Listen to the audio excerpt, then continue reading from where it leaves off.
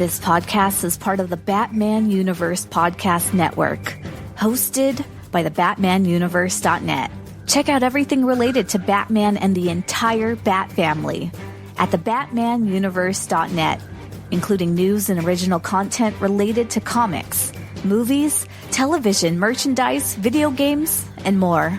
Also, check out some of the other unique podcasts that TBU has to offer. Consider supporting this podcast by becoming a patron on Patreon. Even $1 can go a long way in supporting this content that you enjoy. Look for a link over at thebatmanuniverse.net to offer your support now. And now, on with the show. In 2008, a podcast was created with one goal: to bring Bat fans around the world news related to movies, comics, video games, television, merchandise, and so much more. And now, the Batman Universe Podcast has returned. Hello everyone and welcome to the latest episode of the TV Podcast. Today we have a very special episode for you. We are going to have a special interview. You may not have ever heard of them, and if you have, well, then you get to learn a little bit more about Neuverse Creative, which is a audio drama podcast that releases a ton of different versions of different types of audio dramas, including ones based in the Batman universe. So without further ado, I'm going to throw over to Scott, and he's going to talk with Tim Maxwell, the creator of Neuverse Creative. Hey everybody, this is Scott with the Batman Universe Podcast, and today I'm joined by Tim Maxwell, writer, performer, and creator of Neuverse Creative. For those who haven't heard of Neuverse Creative, and you should, they produce wildly entertaining audio dramas of unproduced screenplays, short stories, reimaginings, and more. You can find audio dramas for Batman, Spider-Man, and Superman on YouTube, Spotify, Apple, and elsewhere.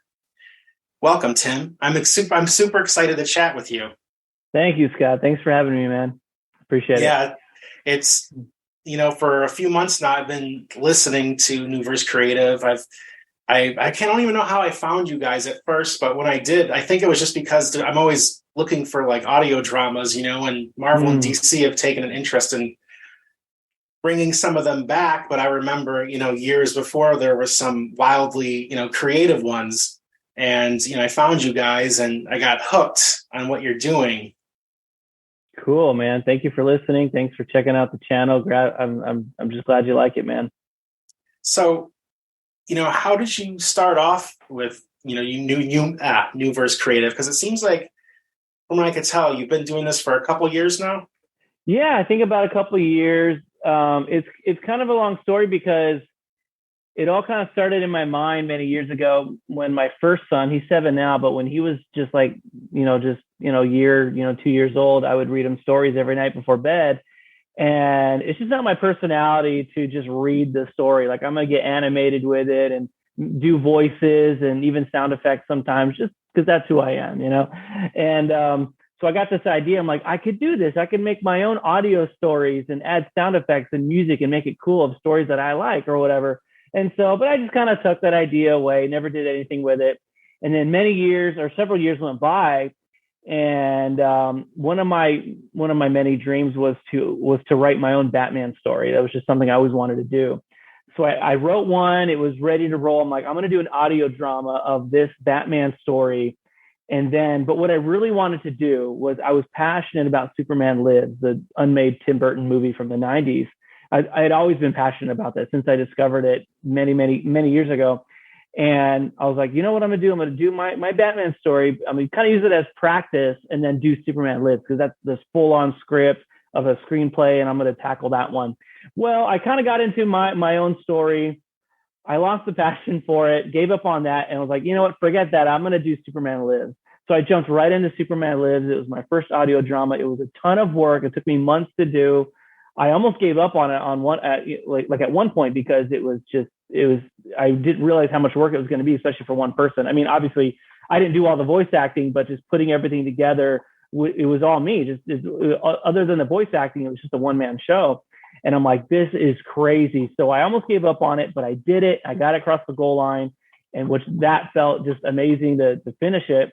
And you can, obviously you can go back and listen to that one. It sounds so amateur, I think, but I think I've gotten a lot better, like over time at putting these together. I mean, even then I didn't know how to direct my voice actors. I didn't know how to like work with them, and it wasn't their fault. Like I just didn't know like how to say, hey, this scene, you need to be shouting because there's a fire going on, or what, whatever. And so, but that's how it all got started. It got started with reading books to my son, and then, hey, I'm going to write a Batman story. And then, you know what? Forget that. Superman Lives. We'll kick off with that, which is funny because Batman's my all-time favorite character. And it's funny that my very first audio drama is actually Superman, but it's just because I'm also very passionate about these unmade, unproduced movies and screenplays, especially the Tim Burton, Nick Cage, Superman. So that's how Neuverse got started. I didn't know if I was going to keep making them, but I got hooked on it. I loved it and just decided to keep doing it. And it turns out there is actually an audience for it. People seem to like it. So I'm just going to keep doing it, man. Do you get like a lot of comments and feedback? Yeah, I think especially on projects like that, like the unproduced screenplays, unmade movies that people know about. Those get a lot of comments. Those get a lot of feedback, whether good or bad. Some people, I don't like this script, or whatever, which is fine. It's cool to hear that either way. What people think of either the story or even the production of it, whether people like it or hate it or whatever. I'm grateful that I try to respond as much as I can too. And I'm just grateful that people listen, and just because, some of them are hour and a half, 2 hours. So it's cool that people even listen to them. So it's great. Oh, they make my workday go faster. Yeah. They're, and like I said, they're fun. And, that first one you're talking about, that was the Dan Gilroy's Dan script, Gilroy. right? Yeah. Yeah. Okay. That one, I remember listening to that one. What I thought was kind of fun, and I assume this was kind of intentional, was with your voice cast, there were rumors of certain actors portraying certain characters. Right. Obviously, Nick Cage as Superman was like the famous one, but like Christopher Walken as Brainiac, right. And like I feel like that carried through with your voice cast. That like the Brainiac in there is doing a little bit of a Christopher Walken in there, and. Yeah. And I was very grateful because that was my very first audio drama, and I didn't really know how to cast. I didn't know what I was doing, and I had very minimal budget. Still do. This is really it's all me, and so I'm just taking whatever I can to put these together and working with voice actors that are willing to provide their talents. And so I was very grateful to find people that were willing to do these, particular like impressions, like Nick Cage, this guy, AJ Carter, that does Nick Cage for me. And he's done a lot of other voices for me. If you look through the cast of our projects, he's done other voices too. But I'm really just grateful for my voice actors. I've worked with a lot of them multiple times just because they're great collaborators, and a lot of them do different voices, different impressions. And so, I was really grateful on that first one to get, a guy to do Christopher Walken, to do Nick Cage, and to do these different voices. So we try to do that whenever we can. Sometimes it's harder than others because I think it was Chris Rock was the rumor for Jimmy Olsen, and I just could not find anyone that could do that. And so I just so some of them I just forget it. But whenever we can, we try to get voice actors that can maybe try to mimic the actor that was rumored, or even like Nick Cage was actually cast in that role. So yeah. Well, and that's cool too, because as I'm like listening to them, there's a lot. It adds kind of a new dimension to it, where like you could set it in the place or time this was supposed to come out, and it adds another level of like fun to it, I think, and then for the reimaginings you do, or like the sequel-ish, follow-ups you've done for some of them, like you try to keep that spirit alive, and I think that's really neat. I think it was also whoever did. Was it Batman 85? I think that draft, or maybe it was just the straight 89 audio drama. Whoever was doing the Jack Nicholson Joker impersonation, like I thought they did a really good job too. Yeah, that is Brett Solferino. He is a great guy. I first worked with him on a project called Superman Flyby, and because I was looking for someone to do a like Robert Downey Jr. voice, because that role was rumored. Well, one of the rumored castings was Robert Downey Jr., and I thought that was fascinating. So I'm like, let's go for that. So I worked with him on that, and he's like, and I can't remember how it happened, but we got to talking about other like impersonations. And at the time I was going to be working on Batman 89, Batman 85, some of these like Burtonverse Michael Keaton versions of Batman.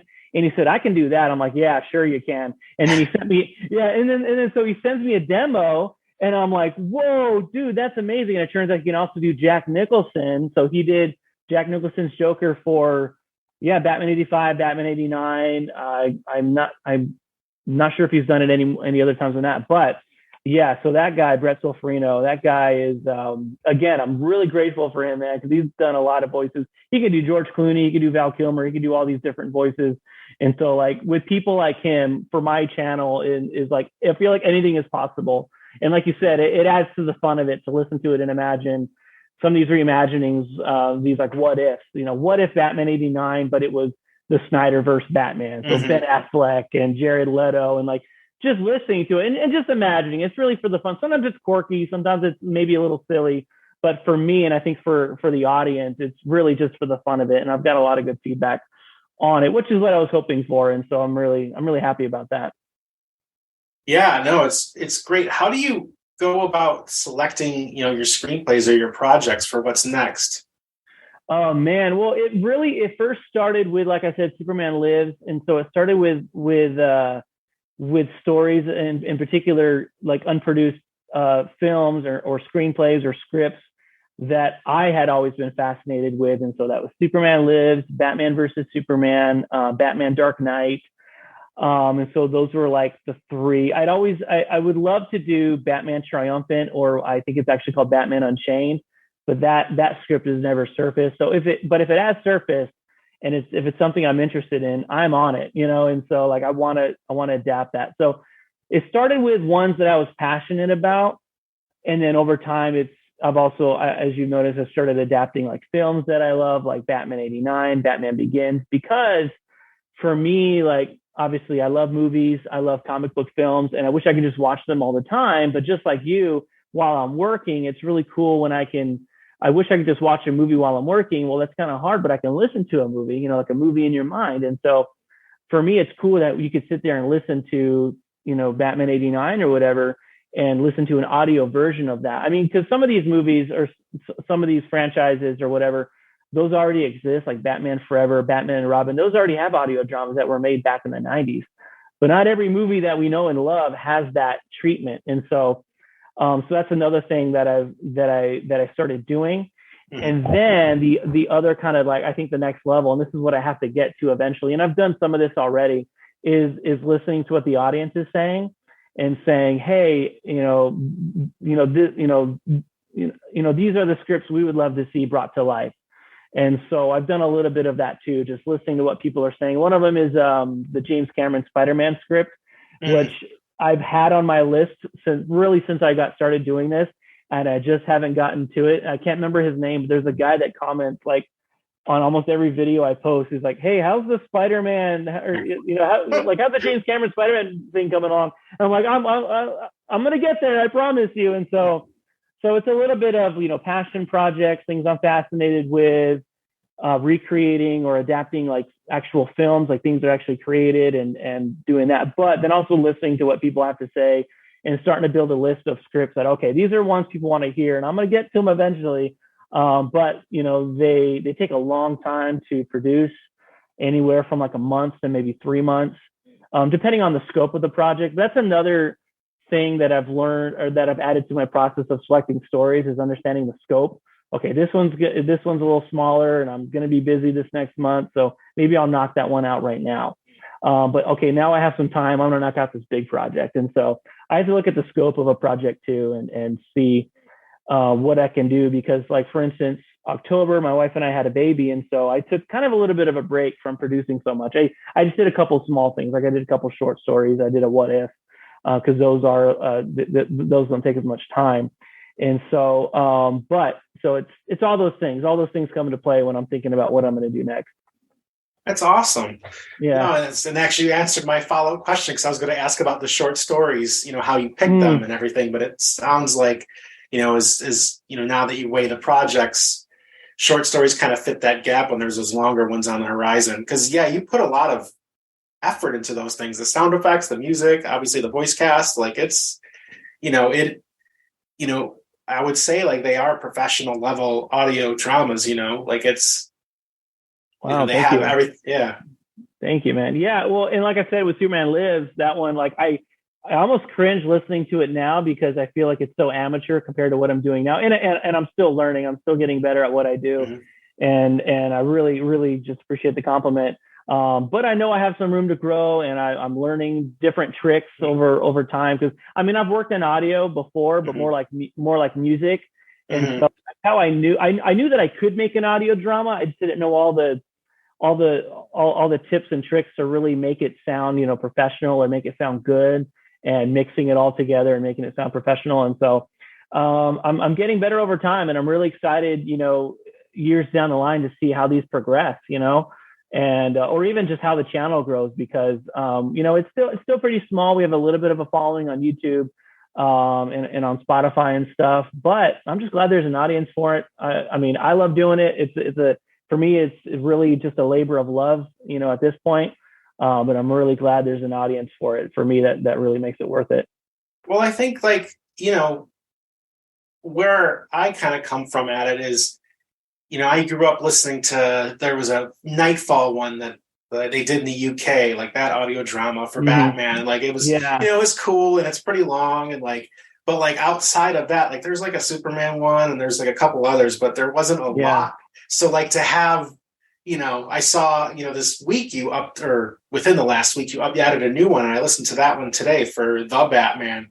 Oh, so it's cool that these things, that these dramas keep coming, and, you're so active and creative with them. And to that end, speaking of The Batman, in that one, you voice Batman. I did. So I was wondering I was going to ask you how that felt. You did a good job. Thank you. Wow. Yeah. Thank you.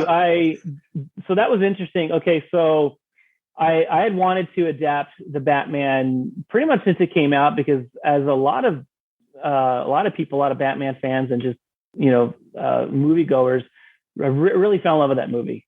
I went into it just open-minded. I wasn't too sure about Robert Pattinson's Batman. I wasn't too sure of the tone of it, but I was like, hey, new Batman movie, of course I'm going to see it. And I loved it. I thought it was really amazing. And I loved Robert Pattinson's Batman. And I kind of thought to myself, because I can't do the Christian Bale Batman voice. I can't do Kevin Conroy. It's way out of my range. And I don't want to do something and just forever feel self-conscious about it. But that was a version of Batman that I kind of always thought I might be able to pull that off. And so I'd done an audio drama called Vengeance, which was that was when I finally did a Batman story that I wrote, and I'd written it actually before the movie came out. And after the movie came out, I was like, wow, that's like the same tone. And so I decided to do an audio drama in that universe. But I had a guy, Simon Mitchell, he's one of my voice actors. He played Batman. He also did Joker for it, and he did a phenomenal job. So when it came to this one, I reached out to Simon and I said, hey, the scope of this one is kind of big. It's a lot of words. I know he's a busy guy. And I said, I think I'm going to give Batman a try. Like, if that's cool with you, I still want you to be involved. You still did Joker. He also played Kenzie. And I said, but I think I'm going to give Batman a shot. And he's like, yeah, cool, man, for sure. And so I gave it a shot. I sat down one day. I'd written out the script and everything, which that's another part of the process of putting together the script and adapting it to an audio drama. And I just, I sat down one day, I recorded the lines, and I just went with it. I just kept it. I wasn't sure. I wasn't sure if I was really going to do it. It was one of those things where it's a thought, but you don't know if you're going to go through with it. So that's really how it came about. And then at the end of it, I was happy with it. I'm a little self-conscious about it because people obviously, are listening to it. And, but at the same time, I'm like, I'm Batman, at least finally. And like my kids love it. I've done a lot of different voices in some of the audio dramas. And no matter how much I obscure my voice, my kids know it's me.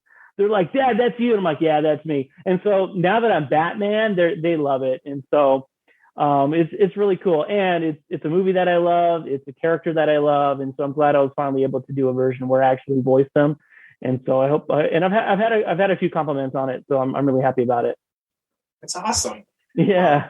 And you touched on this briefly, but, speaking of, the Batman again, there are moments, listening to it where, the scenes play out as they do in the movie. And there are moments, where you use Batman's voice to narrate, the actions, clues uncovered. when you adapt and go through that process, do you find it difficult to decide which to narrate and which to play out? Is that kind of an intensive process?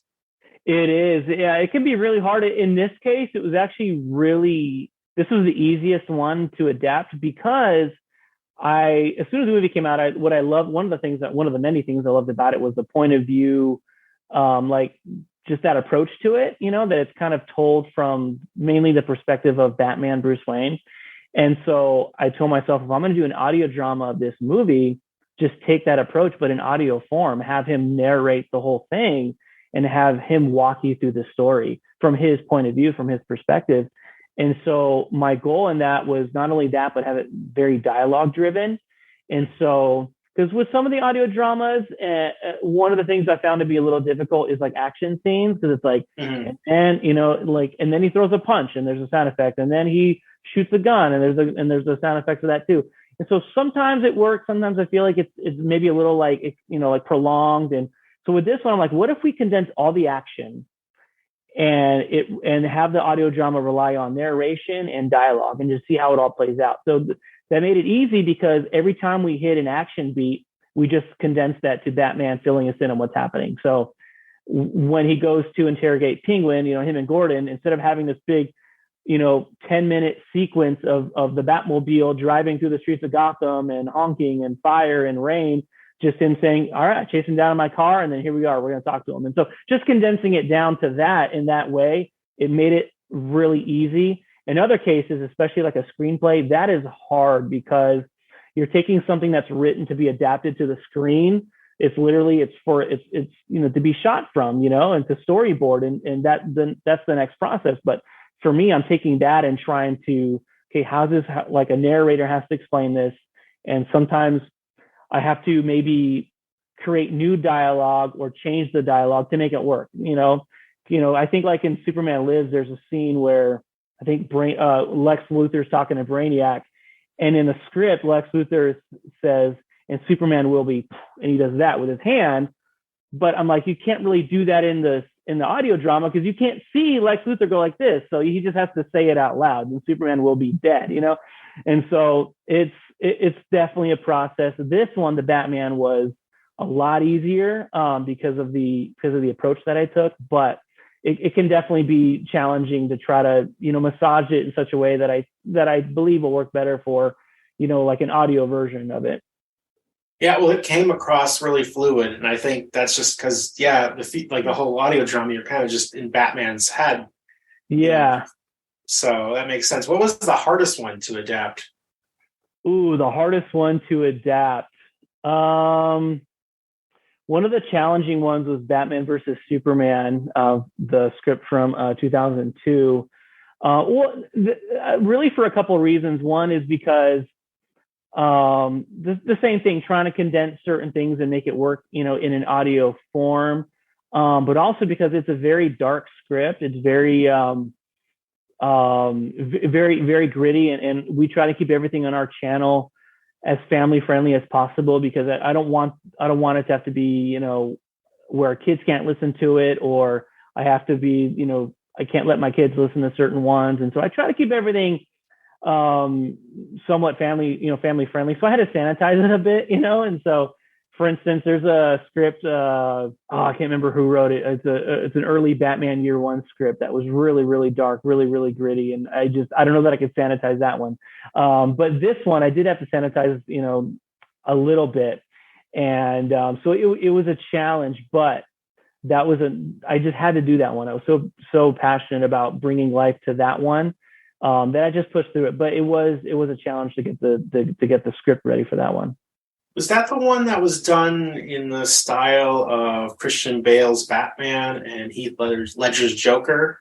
It was, yeah, okay. That's the same one, yeah. So we readapt, and that was fun because that was like our second or third audio drama.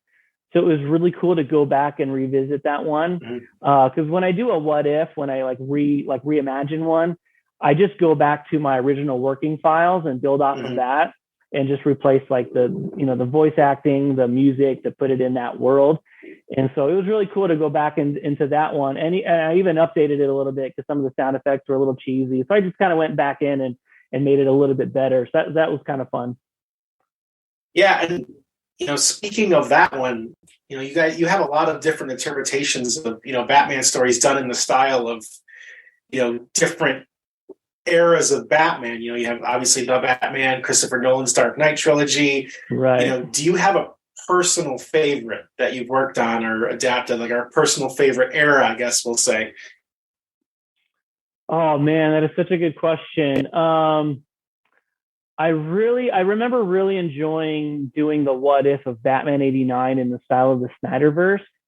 I think because there was a couple things. I think just the music and Simon Mitchell, who plays Batman in that one, he did his own voice modulation for it.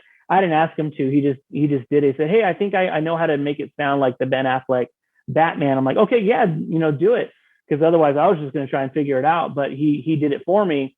And I remember when I cut that first scene, and he only has a couple lines. He just says, "Tell all your friends about me. I'm Batman." I think that's all he says. And I just loved it. And I'm just imagining Ben Affleck's Batman holding this thug in this movie that is so beloved by people like you and me, but imagining it with this new version of Batman where Ben Affleck is a tough question for me, but Ben Affleck is like probably my favorite Batman. I love them all. It's really hard for me, but he's really up there. I love Ben Affleck as Batman. I love the suit. I think he looks like Batman. He looks like Bruce Wayne. I really love the Ben Affleck Batman. So that one for me was a ton of fun to put that one together. Nice. Speaking on creating things, you do a lot of comic book properties, but do you have ideas for audio dramas set in like greater sci-fi or fantasy spheres? I do. I have maybe not so much sci-fi, except someone did recommend, I think, an Alien script recently that I haven't looked too much into. But I think ultimately, yeah, we'd love to branch out and do non-comic book stuff. Right now, that's mostly, I think, really that's where we're at. There's a couple projects that I really want to get to eventually, but they are so different from what we do. I've even talked to even my own dad. I was talking to my dad about it. He's like, "I don't know, like it's so different from what you do, Tim." I'm like, well, so one of them is the original Toy Story 3, which I think was written while Disney and Pixar were kind of like broken up, before they got back together and like remarried. And so it was a completely different script. And so that one I think would be really cool because I love Disney, I love Toy Story, I love that whole franchise. The other one is Elf 2, so the sequel that never got made, because I'm a huge fan of Elf and I'm a huge fan of Christmas movies. It's just and that's a staple Christmas movie in my house is Elf. And so it's fascinating to me that they never made a sequel. But I guess if you read the script, you can see why. But it's things like that I love to bring life to. So that being said, I think eventually I will get to projects like that, but I think that's something it's down the line. I think especially because I have so many projects that I want to do that are all comic book. And for instance, this year is really going to be the year of Batman. I'm doing a bunch of Batman stuff. It'll probably be a while until I get to anything else. Nice. Yeah. You said, your kids listen to it. So your dad listens too? Yeah, my dad, it's crazy. Yeah, my dad he's been a huge supporter. He's even joked about being featured in one of the audio dramas. So I'm trying to find a role for him, and something that would be cool for him, so he could hear himself in it. But yeah, it's funny. He because my dad does like a lot of jogging and working out and stuff, so he listens while he's working out or while he's running. Which is like, I love that. I love that people can listen to these while they're doing whatever they're doing. They're working or cleaning or working out. So yeah, he listens to them. I've gotten my wife to listen to a few of them and which is really cool to me because she gives me her feedback and stuff. And so it's really cool. It's awesome. Yeah. Where do you produced a lot of, content in the last, couple years. Like there is a huge wealth of them, like just going through them. And I know like there are like short stories and some that are on like the 15-20 minute side, but like still that's like a heavy, load of audio dramas. Where do you see Neuverse Creative in like the next year or two? I mean, ultimately I just want to keep doing what we're doing, at least for the short term. I've thought a little bit about, expanding what we do just in terms of branding and social media and trying to make maybe a bigger name for ourselves. But right now I just want to let the audio dramas do the work, because it is very time consuming. It's not like it's my full-time job. And so I really see myself doing the same thing. And then ultimately branching out, like I said, into maybe some non-comic book films and franchises and things of that nature. But ultimately I want to keep doing what we're doing. And I want to take anything that comes my way that I get excited about. For instance, let's say, the canceled Batgirl script surfaces, something like that. I'm going to hop on that, or if Batman Unchained surfaces, I'm going to hop on that. So like I have a list of scripts that I want to do, but if there's something that comes up that grabs my attention, I'm going to have to hop on it. You know what I mean? Yeah, no, that makes sense. And I imagine with Batgirl, like if that popped up, that would probably like be crazy, like the amount of, like, just to like see something, just because it's so, at this point it's so like hidden. It's just the curiosity I feel like what gets everybody. Yeah, no, yeah. I think that's something, because sometimes I wonder, I'm like, is there any particular project that's like really gonna like, because we have a little bit of a following, but I've always wondered, like, is there a project out there that's really going to like get like a lot of attention? And because I think another person recommended like a Star Wars script. I think there's an unproduced Star Wars script, which I like Star Wars, but I'm not a super Star Wars fan, so I'd have to really get into it, Yeah. But I think Batgirl would definitely, people would be all over that, because it's one of those things where it's such a mystery, and I'm sure people would want to hear that. Oh yeah, for sure. Yeah. Are there other characters, like comic book characters, whomever, that you that are on like a dream list to create audio dramas for, if you could? Yeah, there are a few. Obviously, I've done Batman, Superman. I've done a little bit of Hulk stuff, and the reason I did that was because I have a few Hulk scripts that I want to do, and I was really just kind of playing around with the idea of going into that world, and Iron Man and Spider-Man and these other like Marvel characters. Mm-hmm. So there's some Hulk stories that I want to do. There's some Iron Man scripts from like the 80s and the 90s that never got made. There's a ton of them. It's really insane. And there's a guy, I don't even know who he is, but he commented on one of my videos way back when we first got started. And he goes by the name, I think it's the Ape Man, the Indestructible, something like that. It's a weird username. And he reached out to me and said, "Hey, I have some unproduced, or I have some scripts." He's like, "Can I send them to you?" I'm like, "Yeah, sure. Here's my email." And he's just started sending me a bunch of stuff. And some of them I've actually adapted, like Spider-Man Operation Z was a project, was a script that he sent me. And he sent it to me. I just fell in love with it. And I was like, I'm going to do this one, because it was a little shorter in scale, a little smaller in scale. And so he sent me a bunch of Iron Man scripts, stuff that I never even knew existed. He sent me some Batman stuff that I didn't know existed, that I'm super pumped about. So yeah, Hulk, Iron Man. Sorry, I went off track there. Flash. I want to do some Flash stuff. I really, really love the Flash, which I should have done that this year with the new Flash movie coming out, but I wasn't thinking ahead. Well, it got moved back so many times, it kind of became unpredictable. That's true. So I never could have lined that up anyway. So it's probably better I didn't even try to line that up. But so I definitely want to adapt a lot of these other superhero characters and comic book stories and films that unproduced films that are of different characters that I haven't done. And like I said, Iron Man, Hulk, and Spider-Man. I mean, I've done a little bit of Spider-Man stuff, but there's a whole lot more stories that I could do. And I hope to get there eventually. It's again, I typically do one or two projects at a time, and they're time consuming. So I take them as they come, and hopefully within, I don't know, 20, 30 years, we'll maybe get through them all. I don't know. We'll see. Yeah. In for the long haul. Yeah, we'll see. Yeah. So you said this year is the year of Batman. Yeah. So is there anything you could tease, or? Well, yeah, we had actually posted on our YouTube channel about some of our upcoming projects. So we announced the Batman, which that dropped last Friday, I think. And then what I'm working on currently is another project that's called the Batman, but it's based on an unproduced script treatment from 1986 by Steve Englehart, who's a comic book writer, really talented guy. And he wrote actually 2 treatments in 1986 for a movie that he was calling the Batman. And I'm planning to adapt both of them because they're both really diversely different. A lot of these projects that I adapt, there's multiple scripts, and obviously Superman Lives, I did 2 of them. But in most cases, I'm only going to do 1 because they're usually pretty similar.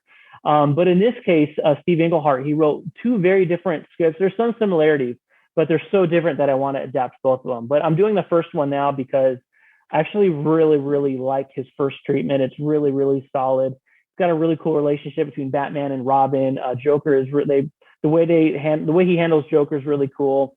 And so that's what we're literally working on that right now, or I'm working on that. I pretty much have all the voice cast and everything for that. And then I'm working on another what if of Batman versus Superman. But what I'm doing is it's in the Snyderverse. So it's going to be Ben Affleck, Henry Cavill, Jesse Eisenberg as Lex Luthor, like all that, of that same script that we've already done. And which is really cool because and a little difficult, but it's really cool because it's completely different than the version we got. And I do love the version that we got. I love the Batman v Superman movie, that came out. But this will be like a what if they took a completely different approach to how Batman responds to Superman. And in this one, it's completely different and it's really cool. But beyond that, we have some really cool projects. We've connected with Ben Wan from a channel called Superhero Stuff You Should Know. And I'm sure you've heard of them. Yeah, they're awesome. They have a great channel, great show, great podcast. And so he emailed me one day and said, hey, what would you think about adapting the Batman 89 comic book, or the Batman 89 Shadows comic book, which is like a sequel to Batman Returns. And I was like, yeah, I hadn't thought about that. And I was like, yeah, that'd be really cool. Well, he went ahead and wrote the script for it, which that's a ton of work in of itself. So he wrote the script, sent it to me, and I'm like, dude, this is fantastic. Absolutely, we're gonna do this.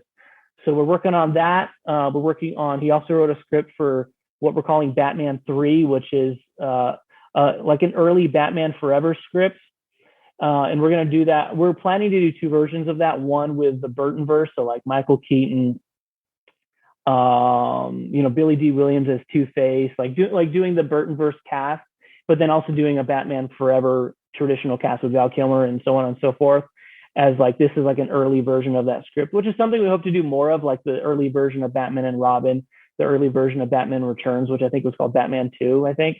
Because it's kind of cool to think of the what if of some of the things that were in the early versions of the scripts.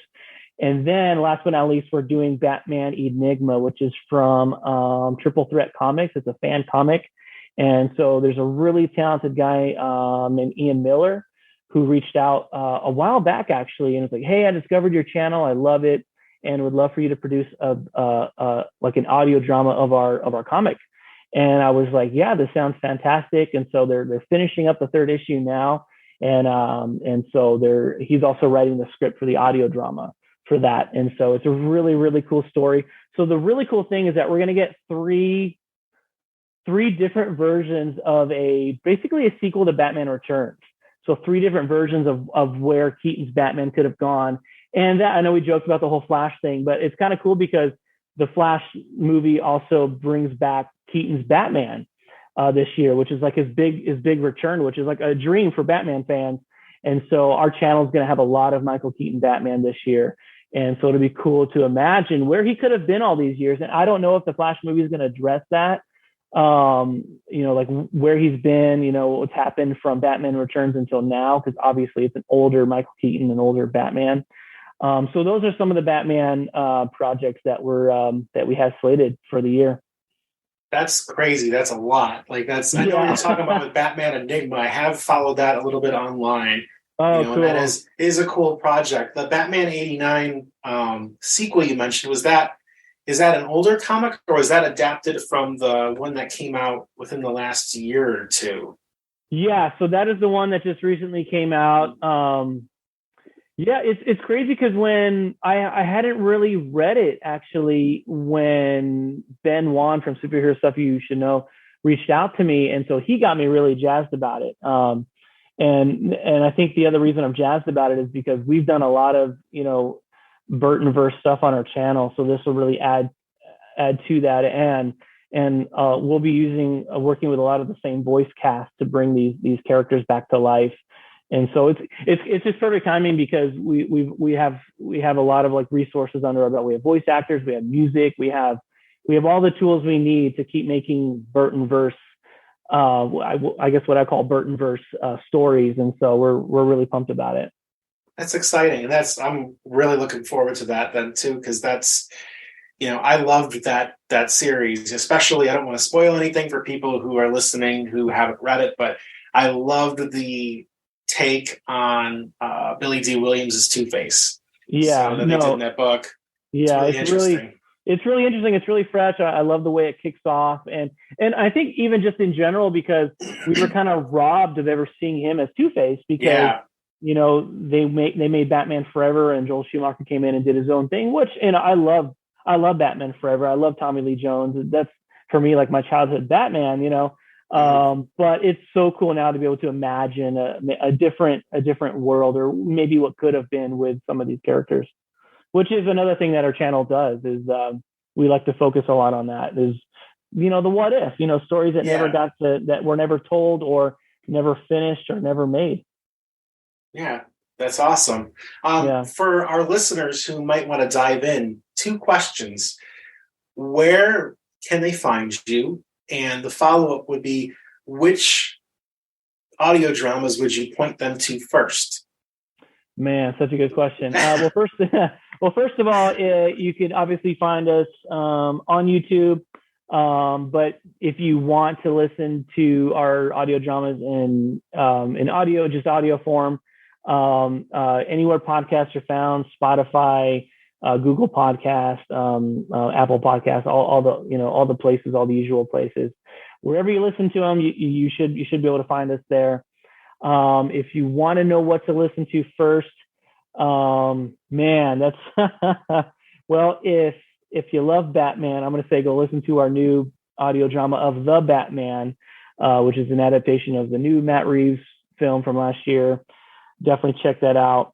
If you want to listen to just anything, I'm going to point you to the favorite. You didn't ask this, but my favorite one that I've done, which is interesting, is my favorite. But my favorite one that I've done is actually Superman Flyby. So if you want to listen to my favorite, go to Superman Flyby, and hopefully you'll enjoy it. Awesome. Well, everybody listening, you heard it here. So that is all of my questions.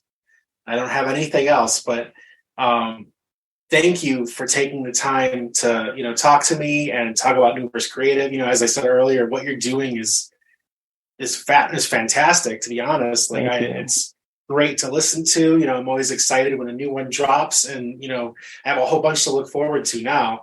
But yeah, it was just a real pleasure to have you on and talk to you. And yeah, and looking forward to the future. Thank you. Thank you so much, Scott. Thanks for having me on. And thanks for all the kind words. I appreciate it. Of course. And for everybody listening, you know where to find Neuverse Creative, and you know which ones to start with. I highly recommend you do it. And again, you've been listening to the Batman Universe podcast. And with that, that's going to wrap up this episode of the Batman Universe podcast. Thank you very much to Scott for doing the interview with Tim. Thank you to Tim for joining us for this episode of the Batman Universe podcast. If you guys have an episode or a suggestion of something you'd like us to look into, whether it be an interview or a topic, be sure to email us at tbu@thebatmanuniverse.net or leave your comments in the comments section wherever you are listening to the podcast. In addition to that, check out our website, thebatmanuniverse.net, for all kinds of news, editorials, reviews, and original content related to the Batman universe, with everything from movies, television, video games, merchandise, comics, and everything else related to the Bat fandom. In addition to that, follow us on social media. We are on Twitter, Facebook, Instagram, Discord, YouTube. All of our social links can be found at the top of the page over at thebatmanuniverse.net. With all of that being said, thank you so much for listening to this episode of the Batman Universe podcast, and we'll see you guys next time.